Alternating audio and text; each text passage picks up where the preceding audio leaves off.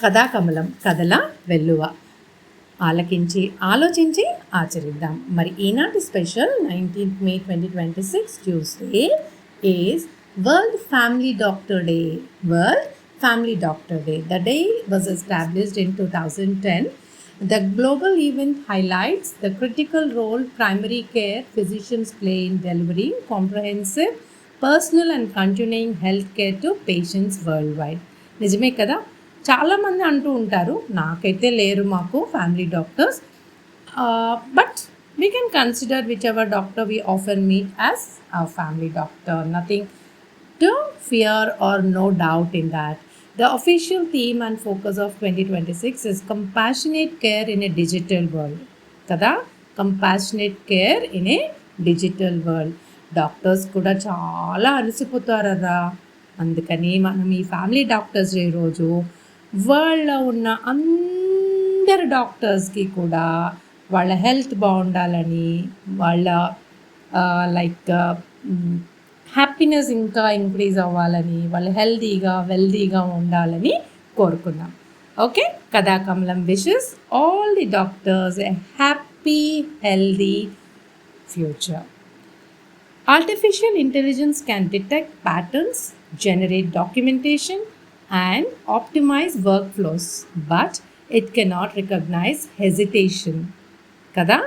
It cannot recognize hesitation. It cannot interpret silence. నిజం కదూ, it cannot interpret silence. మనం ముభావంగా ఉంటే ఏఐ కనిపెట్టగలుగుతుందా ఏంటి? మనం హెజిటేట్ చేస్తూ ఉంటే, అంటే చేయాలా వద్దా అనుకుంటుంటే ఏఐకి తెలుస్తుందా ఏంటి? మరి ఎవరు కనిపెడతారో చూద్దాం. Even AI cannot perceive fear behind polite reassurance. మనలో ఉన్న ఫియర్ని కూడా అది రికగ్నైజ్ చేయలేదు. In many of our cultures, meaning is conveyed indirectly through tone, through pauses and through relationship built over years. నిజం కదా, మన కథాకమలంలాగా. కథాకమలం కూడా అందుకే కదా కథలు చెప్తూ మీ అందరితో మంచి చెడు మాట్లాడుకుందామనే కదా కథాకమలం ముందుకు వచ్చింది. కథాకమలం అందరూ కూడా భయం లేకుండా, పాజ్ లేకుండా రిలేషన్షిప్ బిల్డ్ చేసుకుందాం, సరేనా? No algorithm captures that. అంటే no algorithm in AI generation can detect human pauses, relationships and tone. Only family doctors can recognize that.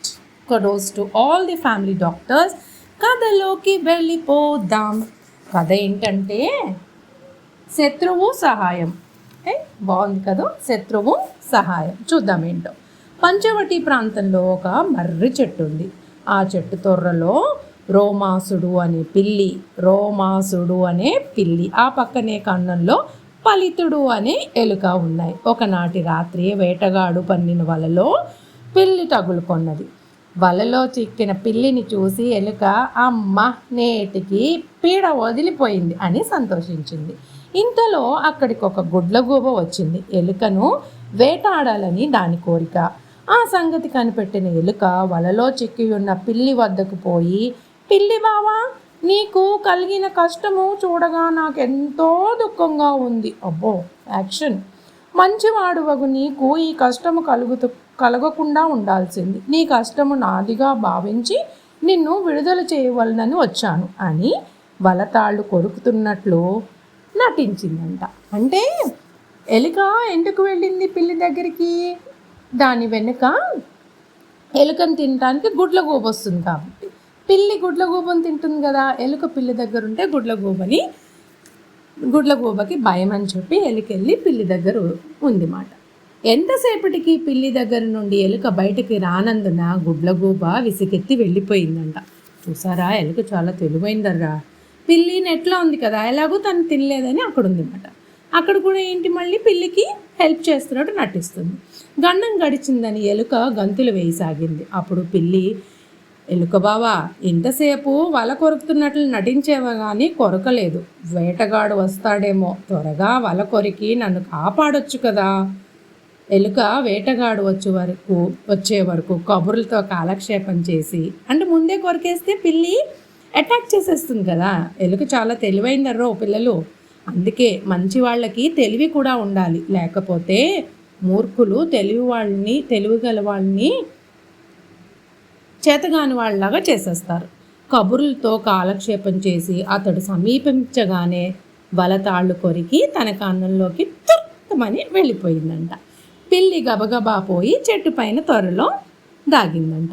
వేటగాడు వల ముక్కలయ్య ఉండడం, వలలో పడ్డ జంతువు తప్పించుకోవడం చూసి ఆశ్చర్యపోయాడంట. చేయనదలేక ఆ వలతాళ్ళు పట్టుకొని వెళ్ళిపోయాడంట. తర్వాత పిల్లి నెమ్మదిగా చెట్టు నుంచి దిగి ఎలుక కన్నం వద్దకు వచ్చిందంట. రోయ్, ఎలుక బావా, మా ఇంటికి విందుకురా, నీవు నాకు చేసిన ఉపకారము ఎన్నటికీ మరవలేను అందంట. పిల్లి మాటలకు ఎలుక నవ్వి, గుడ్ల గూబ ఒకటి నా కోసం పొంచి ఉన్నందున రక్షణ కోసం నీ దాపు చేరాను. అందుకు కృతజ్ఞతగా నీకు ప్రాణం దానం చేశాను. మన ఇద్దరి కష్టాలు పరస్పర సహాయ సహకారాలతో గడిచాయి. అబ్బో, పరస్పర సహాయ సహకారాలు అంటే ఇద్దరు ఒకరికొకరు సహాయం, పరస్పరం అంటే బోత్ యు అండ్ మీ అన్నమాట. ఆకలితో ఉన్న నీవు చేసే విందు నాకు తెలియనిది కాదు, నీ ఎత్తులు నేను ఎరుగనివి కావు. దయచేసి వెళ్ళిపో, మరెప్పుడు నన్ను చంపాలని ప్రయత్నించుకో అందంట. అప్పుడు ఆ పిల్లి ఏం చేయాలో తెలియక ఆహారం కోసం మరో దిక్కుకు బయలుదేరింది.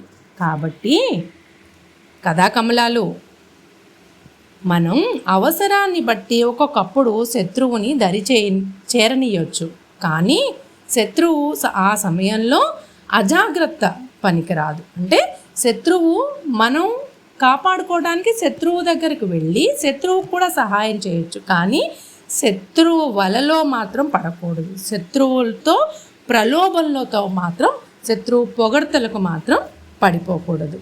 ఓకే, ఆ అవసరం తీరే వరకు వాళ్ళకి మనం సహాయం చేయాలి, మనము కూడా వాళ్ళ వల్ల రక్షింపబడాలి, అంతే.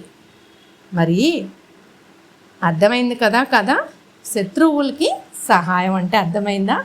శత్రువులకి సహాయం చేయాలి, కానీ శత్రువుల వలలో ప్రలోభానికి. ఎందుకంటే ఎలుక పిలిచిన విందుకు వెళ్ళింది అనుకోండి, ఏమయ్యేది?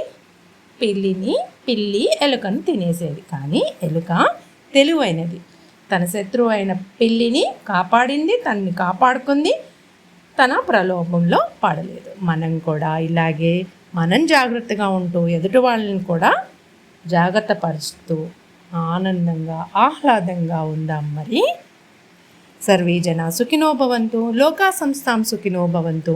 జై హింద్. ఉంటాను మరి.